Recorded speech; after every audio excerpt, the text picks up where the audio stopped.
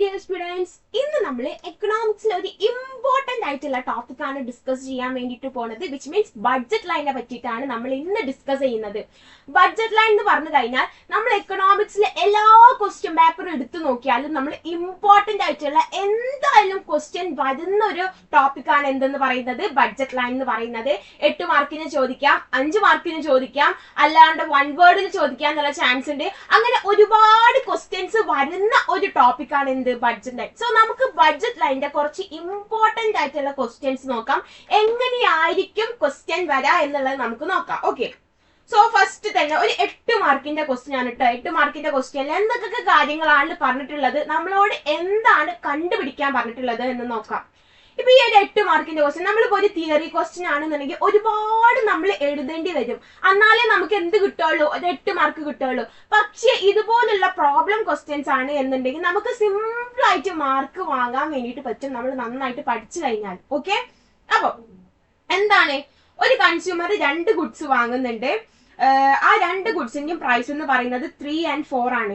3 രൂപന്റെയും 4 രൂപന്റെയും goods ആണ്. ഇപ്പൊ good 1ന് 3 രൂപ ആണ്, ഗുഡ് 2ന് എത്രയാണ്, ഗുഡ് 1ന്റെ P1 എന്ന് പറയുന്നത് 3 ആണ് ആൻഡ് P2 എന്ന് പറയുന്നത് 4 ആണ്. Price of good 1 and price of good 2. ആ കൺസ്യൂമറിന്റെ ഇൻകം എന്ന് പറയുന്നത് 20 ആണ്. എം എന്ന് പറയുന്നത് എത്രയാണ്, 20 ആണ്. നമ്മളോട് താഴെയുള്ള കാര്യങ്ങൾ കണ്ടുപിടിക്കാനാണ് പറഞ്ഞിട്ടുള്ളത്. ഫസ്റ്റ് വൺ എന്ന് പറഞ്ഞാൽ എല്ലാ ബണ്ടിൽസും എന്താന്നുള്ളത് എഴുതാനാണ് പറഞ്ഞിട്ടുള്ളത്. Write down all the bundles. Then second one എന്താ പറഞ്ഞിട്ടുള്ളത്, ഈ ബഡ്ജറ്റ് ലൈനിന്റെ ഇക്വേഷൻ എന്തായിരിക്കും എന്നുള്ളതാണ് ചോദിച്ചിട്ടുള്ളത്. ആൻഡ് തേർഡ് വണ് ആ ബഡ്ജറ്റ് ലൈൻ വരയ്ക്കുക, അതുപോലെ തന്നെ അതിന്റെ സ്ലോപ്പ് എന്താന്നുള്ളതും കണ്ടുപിടിക്കുക. ഓക്കെ, ഈ 3 ക്വസ്റ്റ്യൻസ് ആണ് നമ്മളോട് ചോദിച്ചിട്ടുള്ളത്. സോ ഫസ്റ്റ് വൺ നമുക്ക് അതിന്റെ ബണ്ടിൽസ് ഏതൊക്കെയാന്നുള്ളത് നോക്കാം. ഓക്കെ, സോ 3 രൂപയും 4 രൂപയാണുള്ളത്, നമ്മുടെ കയ്യിൽ 20 രൂപ ആണുള്ളത്. നമുക്ക് എങ്ങനെയൊക്കെ സാധനങ്ങൾ വാങ്ങാൻ വേണ്ടിയിട്ട് പറ്റും. ഒന്നെങ്കിൽ എന്താക്കുക, ഒന്നും വാങ്ങാണ്ടിരിക്കുക, 0 ഒറ്റൊന്നും നമ്മൾ വാങ്ങുന്നില്ല. അല്ലാന്നുണ്ടെങ്കിലോ ഒരു ഗുഡ് 1 മാത്രം വാങ്ങാം, ഗുഡ് 2 ഒന്നും വാങ്ങില്ല. അല്ലെങ്കിൽ 2 ഗുഡ് 1 മാത്രം വാങ്ങാം, ഗുഡ് 2 ഒന്നും വാങ്ങുന്നില്ല. അപ്പോഴും എത്ര രൂപ ആവുന്നുള്ളൂ, 2 ഗുഡ് 1 വാങ്ങാണെന്നുണ്ടെങ്കിൽ 3 into 2 6 ആവുന്നുള്ളൂ അല്ലെ. ബാക്കി 14 റുപ്പീസ് അവിടെ ബാക്കിയുണ്ട്. അങ്ങനെ 20 ആവുന്നത് വരെ നമുക്ക് വാങ്ങാൻ വേണ്ടിയിട്ട് പറ്റും. സോ ഗുഡ് 3 ഒന്നെങ്കിൽ എന്താക്കാം, ഗുഡ് 1 3 എണ്ണം വാങ്ങാം, അല്ലെങ്കിൽ ഗുഡ് 1 4 എണ്ണം വാങ്ങാം, ഗുഡ് 1 5 എണ്ണം വാങ്ങാം. അപ്പോഴും എത്ര ആവുന്നുള്ളൂ, 3 into 5 15 റുപ്പീസേ ആവുന്നുള്ളൂ അല്ലെ. ദെൻ ഗുഡ് 1 എന്താക്കാം, 6 എണ്ണം വാങ്ങാം. അപ്പം ഗുഡ് 1 6 എണ്ണം വാങ്ങിയാൽ എത്ര, 18 റുപ്പീസ് ആണല്ലേ ആവുന്നത്. അങ്ങനെ വാങ്ങാം. ഇനി ഗുഡ് 1 7 എണ്ണം വാങ്ങാൻ വേണ്ടിട്ട് പറ്റോ, ഇല്ല അല്ലെ. 21 റുപ്പീസ് ആവും. നമ്മുടെ കയ്യിൽ ആകെ 20 റുപ്പീസേ ഉള്ളൂ. അപ്പൊ നമ്മൾ 20 രൂപയിൽ കൊള്ളുന്ന രീതിയിലായിരിക്കണം നമ്മൾ വാങ്ങേണ്ടത്. ഇനി അത് കഴിഞ്ഞിട്ട് നമുക്ക് എന്താക്കാം, ഇപ്പൊ നമ്മൾ ഗുഡ് 1 മാത്രമാണ് നോക്കിയത്. ഇനി ഗുഡ് 2 മാത്രം നമുക്ക് വാങ്ങാൻ വേണ്ടി പറ്റും. ഗുഡ് 2ന്റെ പ്രൈസ് എന്ന് പറയുന്നത് 4 രൂപയാണ്. സോ നമ്മൾ അതിനനുസരിച്ച് നോക്കാം. ഒന്നെങ്കിൽ എന്താക്കാം, ഗുഡ് 2 മാത്രം വാങ്ങാം, അല്ലെങ്കിൽ 2 ഗുഡ് 2 വാങ്ങാം, 3 ഗുഡ് 2 മാത്രം വാങ്ങാം, 4 ഗുഡ് 2 മാത്രം വാങ്ങാം, അല്ലെങ്കിൽ 5 ഗുഡ് 2 മാത്രം വാങ്ങുമ്പോൾ എത്ര ആവും, 5 into 4 20ക്ക് ഈക്വൽ ആവും അല്ലെ. ഇനി 6ാമത്തെ വാങ്ങാൻ വേണ്ടി പറ്റോ, ഇല്ലല്ലേ, നമ്മുടെ ഇൻകത്തിനെ കാട്ടി കൂടുതലാവും. സോ നമുക്ക് 6ാമത് വാങ്ങാൻ വേണ്ടിയിട്ട് പറ്റൂല. ഇനി ഇപ്പൊ നമ്മൾ ഏതെങ്കിലും ഒന്ന് വാങ്ങുന്നതാണ് അല്ലെ, ഇനി രണ്ടും കൂടി മിക്സ് ചെയ്തിട്ട് നമുക്ക് വാങ്ങാം അല്ലെ. അങ്ങനെയാണെന്നുണ്ടെങ്കിൽ എങ്ങനെയൊക്കെ വാങ്ങാൻ വേണ്ടി പറ്റും, ഒരു ഗുഡ് 1ഉം ഒരു ഗുഡ് 2 വാങ്ങാം, 2 ഗുഡ് 1ഉം ഒരു ഗുഡ് 2 വാങ്ങാം, 3 ഗുഡ് 1ഉം ഒരു ഗുഡ് 2 വാങ്ങാം. അപ്പോഴൊക്കെ നമ്മൾ എന്താ നോക്കേണ്ടത്, ഇപ്പൊ നമ്മൾ 3 ഗുഡ് 1 ഒരു ഗുഡ് 2 വാങ്ങാണെന്നുണ്ടെങ്കിൽ എത്ര രൂപയാണ് നമുക്ക് ആവുന്നത് എന്നുള്ളത് നമ്മൾ ചെക്ക് ചെയ്തുകൊണ്ടേ നിൽക്കണം. 20ന്റെ മുകളിലായി കഴിഞ്ഞാൽ ആ ബണ്ടിൽ ഇതിൽ ഇൻക്ലൂഡ് ആവില്ല. അതേ നിങ്ങൾ നോക്കേണ്ടതുള്ളൂ. അങ്ങനെ നമ്മൾ എന്താക്കാം, ഇതുപോലെ നമ്മൾ എത്ര ബണ്ടിൽസ് ആണ് വരുന്നത് എന്നുള്ളത് നോക്കാം. ഓക്കെ, അപ്പൊ നമ്മുടെ ഫസ്റ്റ് ക്വസ്റ്റ്യന്റെ ആൻസർ നമ്മൾ എഴുതി കഴിഞ്ഞു. രണ്ടാമത്തെ നമ്മളോട് പറഞ്ഞിട്ടുള്ളത് ബഡ്ജറ്റ് ലൈനിന്റെ ഇക്വേഷൻ എന്താണെന്നുള്ളത് എഴുതാൻ വേണ്ടിയിട്ടാണ്. സോ ബഡ്ജറ്റ് ലൈനിന്റെ ഇക്വേഷൻ ആണ് എന്ത്, P1x1 plus P2x2 equal to M. P1 എന്ന് പറഞ്ഞു കഴിഞ്ഞാൽ പ്രൈസ് ഓഫ് ഗുഡ് 1 ആണ്, P2 എന്ന് പറഞ്ഞു കഴിഞ്ഞാൽ പ്രൈസ് ഓഫ് ഗുഡ് 2 ആണ്. ഓക്കെ, സോ നമ്മൾ എന്താക്കാം, P1 നമുക്ക് ഇവിടെ തന്നിട്ടുണ്ട് 3 എന്ന് തന്നിട്ടുണ്ട്, P2 4 എന്ന് തന്നിട്ടുണ്ട് അല്ലെ. So 3x1 plus 4x2. M എന്ന് പറഞ്ഞാൽ എന്താണ്, ഇൻകം ആണ്. ഇൻകം 20 ആണെന്ന് ക്വസ്റ്റ്യനിൽ തന്നിട്ടുണ്ട്. സോ 20 എന്ന് നമ്മൾ എഴുതി കൊടുത്താൽ നമ്മുടെ ഇക്വേഷൻ ആയി. ഇത്രയേ ഉള്ളൂ. വളരെ സിമ്പിൾ ആയിട്ട് നമുക്ക് ഇക്വേഷൻ എഴുതാൻ വേണ്ടിയിട്ട് പറ്റും. ഈ ഒരു ഫോർമാറ്റ് നിങ്ങൾ പഠിച്ചു വെച്ചാൽ മാത്രം മതി. ക്ലിയർ അല്ലേ? ഓക്കെ, ദെൻ അടുത്തത് നമ്മളോട് പറഞ്ഞിട്ടുള്ളത് ഈ ഒരു ബഡ്ജറ്റ് ലൈൻ വരയ്ക്കാൻ വേണ്ടിയിട്ടാണ്. സോ ബഡ്ജറ്റ് ലൈൻ വരയ്ക്കണം എന്നുണ്ടെങ്കിൽ രണ്ട് കാര്യങ്ങൾ നമ്മൾ അറിഞ്ഞിരിക്കണം. ഫസ്റ്റ് വൺ എക്സ് ആക്സിസിൽ എത്ര ആയിരിക്കും വരാം, സെക്കൻഡ് വൺ വൈ ആക്സിസിൽ എത്ര ആയിരിക്കും വരാം. എക്സ് ആക്സിസിൽ വരുന്ന ഈ ഒരു പോയിന്റിന് നമുക്ക് ഹൊറിസോണ്ടൽ ഇന്റർസെപ്റ്റ് എന്ന് പറയാം. ഓക്കെ, വൈ ആക്സിസിൽ വരുന്ന ഈ ഒരു പോയിന്റിന് നമുക്ക് വെർട്ടിക്കൽ ഇന്റർസെപ്റ്റ് എന്ന് പറയാം. സോ ഹൊറിസോണ്ടൽ ഇന്റർസെപ്റ്റ് നമ്മൾ കാണാനുള്ള ഇക്വേഷൻ ആണ് m divided by P1. m എന്ന് പറഞ്ഞാൽ എന്താണ്, ഇൻകം. ഇൻകം എത്രയാണ്, 20 ആണ് ഇൻകം. 20 ഡിവൈഡഡ് ബൈ P1 എന്ന് പറഞ്ഞാൽ എത്രയാണ്, 3 ആണ്.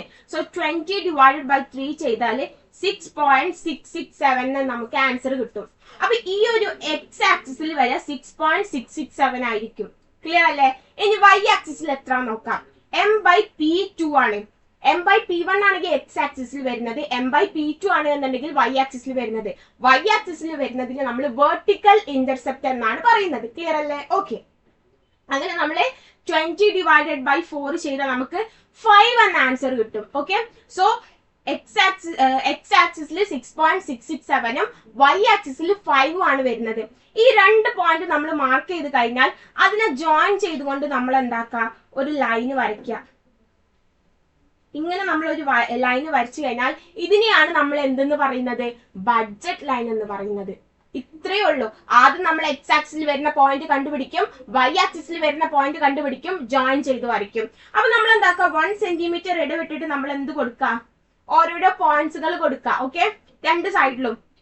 ഇനി സ്ലോപ്പ് പിടിക്കാൻ വേണ്ടി ചോദിച്ചിട്ടുണ്ട്. സ്ലോപ്പ് നമ്മൾ എങ്ങനെയാണ് ഒരു ബഡ്ജറ്റ് ലൈനിന്റെ സ്ലോപ്പ് കണ്ടുപിടിക്കുക, -P1 ബൈ P2 ആണ് എന്ത് സ്ലോപ്പ് എന്ന് പറയുന്നത്. -3/4 ചെയ്താൽ -0.75 എന്ന് നമുക്ക് സ്ലോപ്പും കിട്ടി. ഇത്രേ നമ്മൾ ചെയ്യേണ്ടുള്ളൂ. 8 മാർക്ക് നമുക്ക് സുഖമായിട്ട് വാങ്ങാൻ വേണ്ടിയിട്ട് പറ്റും. ക്ലിയർ അല്ലേ എല്ലാവർക്കും? അപ്പൊ എങ്ങനെയാണ് നമ്മൾ ബണ്ടിൽസ് കണ്ടുപിടിക്കാൻ നമ്മൾ പറഞ്ഞു കഴിഞ്ഞ്, എങ്ങനെയാണ് ഇക്വേഷൻ നമ്മൾ ഫ്രെയിം ചെയ്യാന്ന് പറഞ്ഞു കഴിഞ്ഞ്, അത് മാത്രമല്ല എങ്ങനെ നമ്മൾ ബഡ്ജറ്റ് ലൈൻ വരയ്ക്കാം, അതിന്റെ സ്ലോപ്പ് എങ്ങനെ കണ്ടുപിടിക്കാം, ഇതേ ക്വസ്റ്റ്യനിൽ ചോദിക്കാനുള്ള ചാൻസ് ഉള്ളൂ. ഇനി ഇതിന്റെ അപ്പുറത്തേക്ക് ചോദിക്കുക, ഇൻകത്തിൽ എന്തെങ്കിലും ചേഞ്ച് വരാം, അല്ലെങ്കിൽ ഏതെങ്കിലും പ്രൈസിൽ ചേഞ്ച് വരാം, അങ്ങനെയായിരിക്കും ചോദിക്കുക. ഇനി അതെങ്ങനെയാന്നുള്ളത് ചോദിക്കാൻ നമുക്ക് നോക്കാം. അടുത്തൊരു ക്വസ്റ്റ്യൻ, ഇതൊരു 5 മാർക്കിന്റെ ഒരു ക്വസ്റ്റ്യൻ, 5 to 6 മാർക്കിന് ചോദിക്കാം. ഓക്കെ, എന്താണ് ക്വസ്റ്റ്യൻ? ഒരു ബഡ്ജറ്റ് ലൈൻ നമുക്ക് അവിടെ തന്നിട്ടുണ്ട്. ഓൾറെഡി നമുക്കൊരു ബഡ്ജറ്റ് ലൈൻ അവിടെ തന്നിട്ടുണ്ട്. ആ ബഡ്ജറ്റ് ലൈനിന്റെ ഇക്വേഷൻ ആണ് 10x1 plus 10x2 equal to 50. അങ്ങനെയാണെന്നുണ്ടെങ്കിൽ ഇവിടെ P1 എത്രയായിരിക്കും, P2 എത്രയായിരിക്കും? P1 എന്ന് പറയുന്നത് 10 ആയിരിക്കും, വിച്ച് മീൻസ് ഇത്. P2 എന്ന് പറയുന്നതും 10 ആയിരിക്കും. ആൻഡ് m എന്ന് പറയുന്നത് എത്രയാണ്, 50 ആണ്. ഓക്കെ, നമ്മളോട് ക്വസ്റ്റ്യൻ താഴെയാണ് ചോദിച്ചിട്ടുള്ളത്. എന്താണ്? Draw the changes in the budget line. Budget ലൈനിൽ വരുന്ന ചേഞ്ചസ് ആണ് നമ്മളോട് വരയ്ക്കാൻ വേണ്ടി പറഞ്ഞിട്ടുള്ളത്. ഇൻകം 50-ൽ നിന്നും 70 ആയിട്ട് ഇൻക്രീസ് ആയി. ഇൻകം എത്രയായി, 70 ആയി. P1 ഉം P2 സെയിം തന്നെ, പക്ഷെ ഇൻകം 50 ഉള്ളത് 70 ആയിട്ട് ഇൻക്രീസ് ആയി. അങ്ങനെയാണ് എന്നുണ്ടെങ്കിൽ എന്തൊക്കെ ഡിഫറൻസ് ആണ് ബഡ്ജറ്റ് ലൈനിൽ വരാം? അതാണ് ഫസ്റ്റ് ക്വസ്റ്റ്യൻ. രണ്ടാമത്തെ ക്വസ്റ്റ്യൻ എന്താണ്? Price of x1.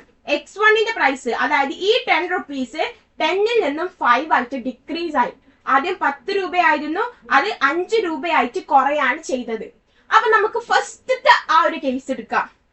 അതായത് ഇൻകം ഇൻക്രീസ്ഡ് ഫ്രം 50 to 70. ഈ ഒരു കേസ് നമുക്ക് എടുക്കാം. എന്തൊക്കെ ഡിഫറൻസ് ആയിരിക്കും വന്നിട്ടുണ്ടാവാം?